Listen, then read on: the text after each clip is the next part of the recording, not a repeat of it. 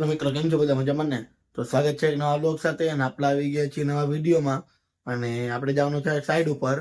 તો કાલે આપણે ગયા હતા ને એ જગ્યાએ જવાનું સાઈડ ઉપર, પણ ત્યાં પાઇપિંગ નું કરવાનું છે. કાલે તો ખાલી વાઈફાઈ નો વાયર નાખ્યો, જેમ તમને કાલે કીધું હતું એમ. તો આપણે તૈયાર થઈ ગયા છીએ ને ટાઈમ થઈ ગયો છે 8:30 નો. તો હવે નાસ્તો પાણી કરીને ડાયરેક્ટ ભાગી સાઈડ ઉપર. પહેલા દુકાન જઈશું, નથી સાઈડ ઉપર હોવા ભેગા. અને આપણે ઓડી પહેરી લઈ, કારણ કે ટાઈટ વાગે બારે હીટર તો ચાલુ કર્યું હતું. તો ચાલો ચાર્જિંગ વાર્જિંગ લઈને બધું નાસ્તો પાણી કરી પછી લઈ જઈએ આપણે સાઈડ ઉપર. તો પેલા અત્યારે તો નીચે લઈ જાય ઉડી પહેરીને. આપણે નાસ્તો પાણી કરીને ઉડી પહેરીને આપણે નીકળી ગયા સાઈડ ઉપર જવા હાટું. અને ટાઈટ નો ભાઈ એટલે જોઈ લ્યો હે ને, ઉડી પહેરી લીધી હે અને હાથમાં ટાઈટ હતી તો તમારા તો વિડીયો ઉતાર્યો. તો હવે કાંઈક સબસ્ક્રાઈબ કરી નાખો, ન કરી હોય તો, વિડીયો શેર કરી નાખો એટલે વધારે વાયરલ થાય. હવે આપણે સાઈડ ઉપર પહોંચી ગયા અને ઉડી કાઢી નાખીએ, કારણ કે ગરમી થાય એટલે કાચ બાચ બંધ હોય ને બધું એટલે. તો આપણે વાયરિંગ કરવાનું છે અને આ વાયરલેસના વાયર છે અને આ બધા છે. આમાંથી સ્કેન બેન કરી નાખી પહેલાં અને પછી વાયરિંગ લેતા જઈએ. તો પીઓપીમાં વાયરિંગ કરવાનું, પહેલાં પાઇપિંગ કરીને પછી વાયરિંગ કરવાનું છે. અને આ બધા પાઇપ તમે જોઈએ કો બારે. તો હાલ આપણે વાયરિંગ કરી નાખીને વાયર પહેલાં લેતા જઈએ બારે અને ખોલીને પછી વાયરિંગ કરી નાખીએ આપણે પીઓપીમાં. હાલ તો પપ્પા કરીએ પાઇપિંગ આમાં. અને તમે જોઈ શકો પાઇપ આ બધી નાખવાના હોય ને અને એના પટ્ટી બાંધવાના હોય. અને આ જંક્શન છે ને લાઇટો માટે હોય, 4 ખૂણા ભેગા થાય ને ત્યાં. તો આપણે પાઇપિંગ થઈ ગયું ને આપણે વાયરિંગ કરી હવે. અને આપણે નાખીએ 1 mm ના વાયર. આમાં લાઇટિંગ માટે 1 mm જ કાફી થઈ જાય. તો આપણે જે સીઓબી લાઇટ ને બધી હોય ને 1 mm જ હોય, પછી સર્કિટ ઉપરથી અલગ દોડાવવાની હોય. તો પપ્પા કરે વાયરિંગ ને આ બાજુ બંડલ તમે જોઈએ કો મેઇન વાયરિંગ ના. અને આ સ્પીકરનો વાયર ખૂણામાં મૂકો હોય. એકદમ મારે ખાલી પ્રોફાઇલ લાઇટ માટે સ્પીકર તો ન આવે રૂમમાં, સ્પીકર ના અલગ હોય. સ્પીકર વાયર ને 0.75 આવે ને એટલે પ્રોફાઇલ લાઇટમાં હાલે, એટલે આપણે પ્રોફાઇલ માટે વાયર નાખ્યો હોય છે. પછી આપણે વધારે ગરમી થવા નહીં તો આપણે રવેશમાં આવી ગયા. તો રવેશમાં તો ફૂલ ઠંડો પવન આવી ગયો. તો આપણે અંદર જવું પડશે, ઠંડો પવન ફૂલ લાગે એટલે ટાઈટ ચડી જાય ખોટી. અને ઉપરથી એવું છે ને તો ઉપરથી કોઈ કંઈક ધોતું નતું, પાણી આવ્યું નકામાં પલાળ દે, કીધું ભાગીએ આપણે. હાલ આ રૂમનું વાયરિંગ થવા આવી ગયું છે અને પપ્પા એક મેઇન વાયરિંગ કરવાનું હોય ને છેડા દઈએ એમાં. અને આપણે એના સર્કિટને બધું ખેંચી લીધું છે. તો બાજુમાં આપણે રૂમમાં જઈશું અને વાયરિંગ કરવાનું. એટલે 4 ખૂણા તમે જોયો કો વાયરિંગના. અને કામ કરતા કરતા આપણે આવી ગયા બાથરૂમમાં. એટલે બાથરૂમમાં ભાઈ વાયર લેવાયો હતો ને, બાથરૂમમાં વાયર પડ્યા હતા ને એટલે આ તમે જોઈએ કોઈ બંડલ બધા પડ્યા હે ને, એટલે બધા બંડલ લેવા આવ્યા.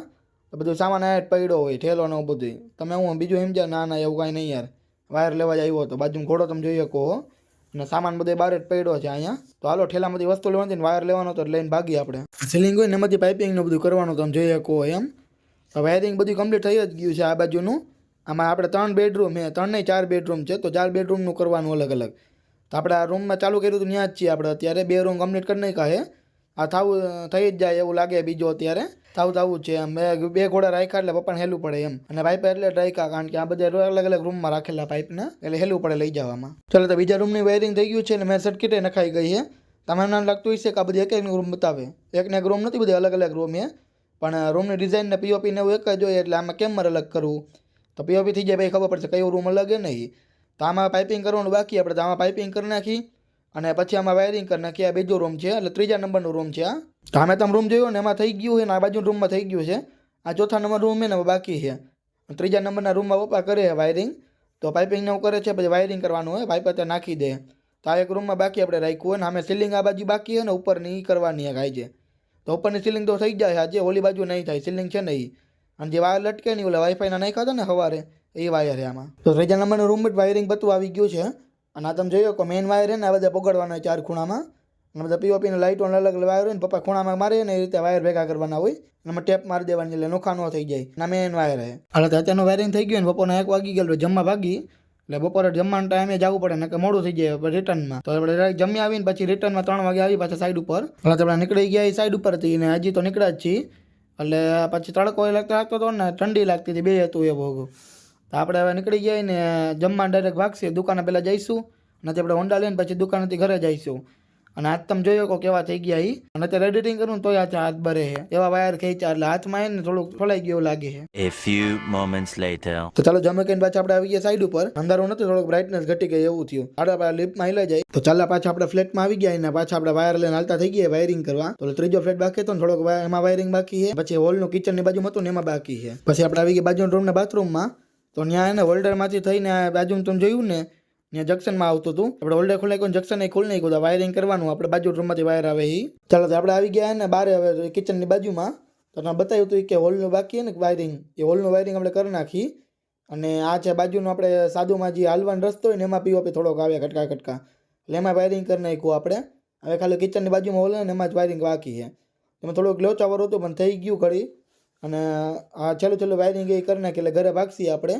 પછી કાલે ઓલો એક રૂમ બાકી ને બાજુનો હોલ બાકી, હોલમાં કરવાનું વાયરિંગ. એટલે પીઓપી તો પછી આવશે, પહેલાં તો આપણે વાયરિંગ કરવાનું બાકી તો બતાવ્યું ને બાકી એમાં. તો આટલું કરી નાખીએ વાયરિંગ ને પાઇપિંગ કરી નાખી, પછી કાલ મળીએ. ચાલો તો બધું કામ કમ્પ્લીટ કરીને આપણે બધી વસ્તુ મૂકી દીધી છે. અને હવે આપણે જઈશું ઘર બાજુ. તો પેલા ઉડી પહેલે ને કે ટાઈટ ભાઈ છે આપણને, તો થોડુંક વસ્તુ મૂકવાની મૂકી દઈને પછી આપણે ડાયરેક્ટ ભાગશી. આપણે ઘરે જવાનું હતું, ત્યાં એક ભાઈ આવી ગયા પપ્પાને મળવા. એટલે આપણે શેરીએ બેસી ગયા ને પપ્પા અંદર છે.